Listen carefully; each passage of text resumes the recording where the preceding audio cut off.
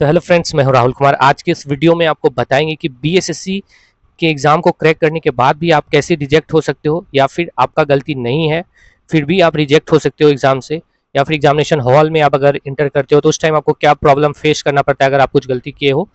क्योंकि बहुत ऐसे लोग हैं जो डॉक्यूमेंट अपलोड करने में गलती किया है या फिर कुछ इन्फॉर्मेशन देने में गलती किया है, तो क्या उसको रिजेक्शन का सामना करना पड़ेगा।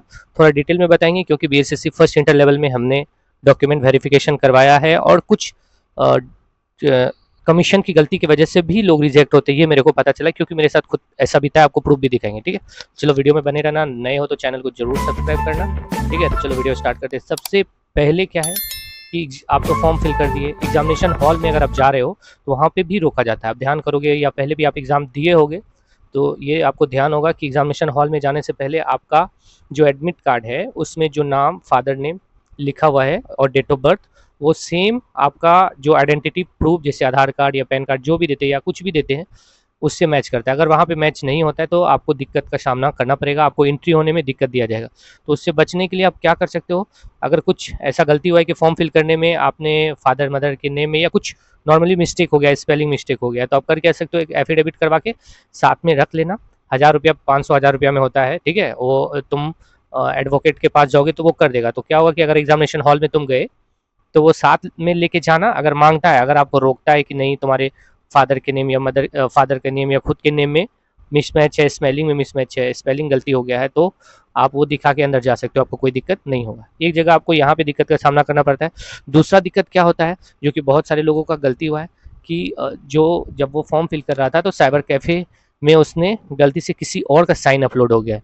जैसे किसी और का रितेश नाम है तो राकेश का साइन अपलोड हो गया, या और भी कुछ गलती हो गया है, हिंदी की जगह इंग्लिश, इंग्लिश की जगह हिंदी साइन अपलोड हो गया, तो यहाँ पे भी आपको रिजेक्ट होने का चांसेस बहुत ही ज़्यादा है। और अगर आपका साइन सचमुच में ऐसा हुआ है, ठीक है, कि दूसरे का साइन अपलोड हो गया आपका और कुछ गलत हुआ है, तो आप एग्जामिनेशन हॉल में ना ही जाना तो बेटर रहेगा। नहीं तो फिर आपको बहुत बहुत दिक्कत होने वाला है, हो सकता है आपको अरेस्ट भी किया जा सकता है। इसलिए इस सब बात पे आपको ध्यान देना। तो यहाँ भी आप एक तरह से रिजेक्ट हो सकते हो, ये तो पहले ही।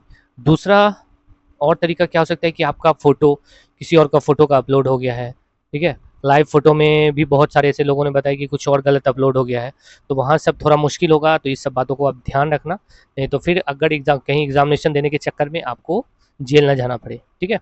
ये हो गया। और फिर अगर आप बात करो तो एग्जामिनेशन क्रैक आप कर दिए, पीटी, मेंस, दौड़, टाइपिंग सब पास हो गए। उसके बाद जब डॉक्यूमेंट वेरिफिकेशन में गए तो कुछ बंदे क्या किए हैं, दूसरे का डॉक्यूमेंट अपलोड कर दिए हैं, ठीक है।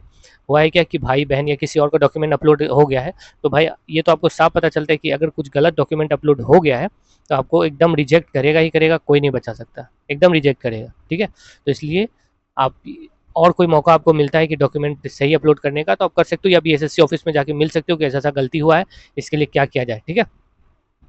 ये हो गया। कुछ देखो नॉर्मल सा मिस्टेक, जैसे नाम में मिस्टेक या एड्रेस में मिस्टेक है, तो ये सब रिजेक्शन का कोई ये नहीं है। या फिर किसी को 417 नंबर है, 10th में 410 नंबर ही लिखा गया, 427 लिखा गया, तो ये सब रिजेक्शन का चांसेस नहीं है। क्यों नहीं है? क्योंकि आपका डॉक्यूमेंट अपलोड करवा लिया। अगर आप सही सही डॉक्यूमेंट अपलोड किए हो तो फिर कोई दिक्कत नहीं होगा। यहाँ पे आप आश्वस्त रहो, मजे से एग्जाम दो, आपको कोई दिक्कत नहीं। हाँ, गलत दूसरे का कोई चीज़ अपलोड कर दिए हो तो दिक्कत है, और खुद का अपलोड किए हो और मार्क्स में थोड़ा ऊपर नीचे हो गया तब कोई दिक्कत नहीं होना चाहिए, मेरे हिसाब से नहीं ही होगा, ठीक है। एक जो बहुत बड़ा दिक्कत आए दिनों होते रहता है, जो कि आपको बहुत लोगों को पता होगा भी और बहुत को नहीं भी पता होगा, क्योंकि होता क्या कि हर एग्ज़ाम में 200 से 300 लड़का के साथ ही ऐसा प्रॉब्लम होता है।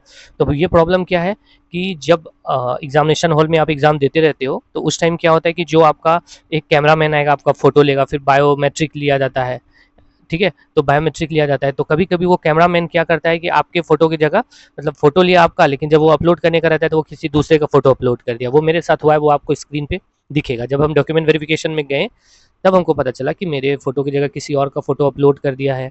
तो फिर लेकिन इस इतना होने के बाद भी बीएसएससी जो डॉक्यूमेंट वेरिफिकेशन करवा रहा था वो नहीं माना, और बाद में फिर केस किया गया, तो अभी तक तो कुछ उसका हुआ नहीं है, ठीक है। तो ये भी हो सकता है, या फिर आपके थंब इम्प्रेशन की जगह किसी और का थंब इम्प्रेशन डाल दिया, आगे पीछे वाले का डाल दिया, ऐसा कुछ हो गया। तो ये सब प्रॉब्लम क्रिएट हो सकता है, इसलिए आप एकदम सावधानी बरतना। जो भी आपका फ़ोटो लेने आएगा या फिर थंब इम्प्रेशन लेने आएगा तो उसको इस बात को एकदम बताना कि ऐसा ऐसा गलती पहले भी हो चुका है, दूसरे का फ़ोटो दूसरे की जगह डाल दिया, इसलिए सावधानी से करवाना, ठीक है। या फिर कभी कभी कुछ लोगों के हाथ में प्रॉब्लम रहता है, जैसे हाथ से पसीना आता है या फिर स्किन निकलता है या फिर ऐसा कुछ प्रॉब्लम होता है या हाथ में कोई प्रॉब्लम है, तो उसके साथ भी ऐसा होता है कि फ़ोटो तो आपका मिलेगा लेकिन थंब इम्प्रेशन नहीं मिलेगा, थंब मिलेगा ही नहीं। बहुत ऐसे लोग हैं, 300 से 400 लोग थे जिनका थंब नहीं मिला। तो आप इतना सोच सकते हो, ठीक है, आप इतना कर सकते हो कि थंब जो है जब आप बायोमेट्रिक में देना तो उससे एकदम बोलना कि मेरा थंब का जो प्रोसेस है वो पूरा कंप्लीट हुआ है या नहीं हुआ है, ठीक है। या फिर आप लोगों के पास टाइम है तो आइरिस स्कैनिंग का बात आप लोग कर सकते हो बीएसएससी ऑफिस को।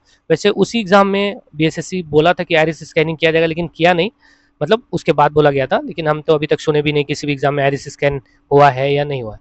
लेकिन जो 2 बात लास्ट में हम बोले हैं फ़ोटो और थंब का, जब वो लेने आएगा तो इस बात को एकदम आप ध्यान करके रखना कि वो आपका ही फ़ोटो आपके नाम पे अपलोड किया या आपके रोल नंबर पे अपलोड किया या किसी और का थंब आपके रोल नंबर पे अपलोड कर दिया है। अगर ये इतना छोटा-सा मिस्टेक हो जाता है तो फिर बाद में आपको बहुत भयानक प्रॉब्लम क्रिएट होगा, केस भी हो सकता है, बहुत कुछ हो सकता है। जब आप डॉक्यूमेंट वेरिफिकेशन में जाओगे तो दिक्कत हो जाएगा, ठीक है। बाकी बात कुछ और प्रॉब्लम हुआ है, जैसे बहुत लोगों को एनसीएल ये वो का प्रॉब्लम हुआ है, तो वो सब ठीक हो सकता है। अगर आप कुछ भी अपलोड किए हो और अपना किए हो तो ठीक हो सकता है, लेकिन अगर किसी दूसरे का अपलोड कर दोगे तो वो फिर आपको रिजेक्ट ही होना है, कोई नहीं रोक सकेगा, ठीक है। बाकी बात पीटी मेंस का तैयारी अच्छे से आप लोग करो। पीटी कब होगा ये बार बार आप लोगों का पूछना है, तो मेरे हिसाब से जून के बाद ही होगा या जून के लास्ट वीक में होगा, उसके पहले नहीं होगा। और बहुत लोगों का ये भी पूछना है कि ये एग्ज़ाम होगा कि नहीं होगा, तो मेरे देखो भाई, ये एग्ज़ाम तो होगा ही होगा, क्योंकि विधानसभा मेन चुनाव है बिहार का 2025 में। अगर इसको वो कंप्लीट नहीं करेगा तो आपको पता ही है कि जितना भी विद्यार्थी है सब गुस्से में हो जाएगा, ठीक है। तो इसी वजह से उसको इसको कंप्लीट जल्दी से जल्दी करना ही है, इसलिए तैयारी आप अच्छे से करते रहना। बिहार पुलिस का भी रोक के रखा है, बस इसीलिए मेरे को लगता है रोक के रखा है कि 2025 जैसे ही नज़दीक आने लगेगा तो उसको भी कंप्लीट कराएगा, तो उन लोगों को भी लगेगा कि हाँ सरकार ने वैकेंसी दी है, ठीक है।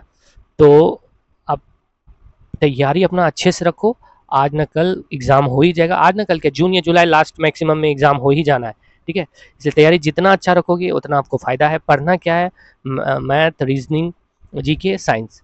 रीजनिंग को फोकस करो, गर्ल्स कैंडिडेट हो या बॉयज़ कैंडिडेट हो, आपको कम से कम रीजनिंग में 40 प्लस क्वेश्चन सही करना है। मैथ्स हो गया, मैथ्स में भी अच्छा क्वेश्चन सही, कम से कम अगर आपका मैथ्स कमज़ोर है तो 15 16 को 17 क्वेश्चन आप सही कर दो, ठीक है। तो इस तरह से आप क्रैक कर जाओगे। कट ऑफ ज़्यादा नहीं जाएगा, जनरल कैटेगरी है, 100 से 110 के बीच आपका क्वेश्चन सही होना चाहिए, ठीक है। गर्ल्स कैंडिडेट का 90 क्वेश्चन सही होना चाहिए, तो आपका सिलेक्शन हो जाएगा। इसलिए आप किसी भी बात से टेंशन मत लेना और अभी कट ऑफ के बारे में ज़्यादा सोचो मत, लास्ट टाइम आएगा तो आप सोचना। और वैसे भी कट ऑफ के बारे में सोचने से कोई फ़ायदा नहीं है, जब तक आपकी तैयारी अच्छी होगी नहीं तो कट ऑफ के बारे में सोचने से कोई फ़ायदा नहीं है, ठीक है। मैक्सिमम स्कोर करना है, ज़्यादा से ज़्यादा मॉक टेस्ट भी लगाना है लास्ट टाइम में, और कोशिश करना कि ज़्यादा से ज़्यादा अगर किसी भी मैथ्स के चैप्टर या किसी भी रीजनिंग के चैप्टर में दिक्कत होता है तो आप कोशिश करो यूट्यूब पे उसका एक बार वीडियो देख ले, ताकि आपको कोई दिक्कत ना हो, ठीक है। तो लास्ट में जाते जाते यही कहेंगे कि आप मन लगा के तैयारी करो, डॉक्यूमेंट क्या हुआ है नहीं हुआ है वो सब अभी भूल जाओ, जब एडमिट कार्ड आएगा तो उस समय सब कुछ ध्यान करना, बाकी बात सब कुछ ठीक रहेगा, ठीक है। मिलेंगे नेक्स्ट वीडियो में। और कुछ भी आपको लगता है कि दिक्कत हो रहा है तो टेलीग्राम पे आप मैसेज कर सकते हो या कमेंट कर सकते हो, ठीक है। चलो बाय।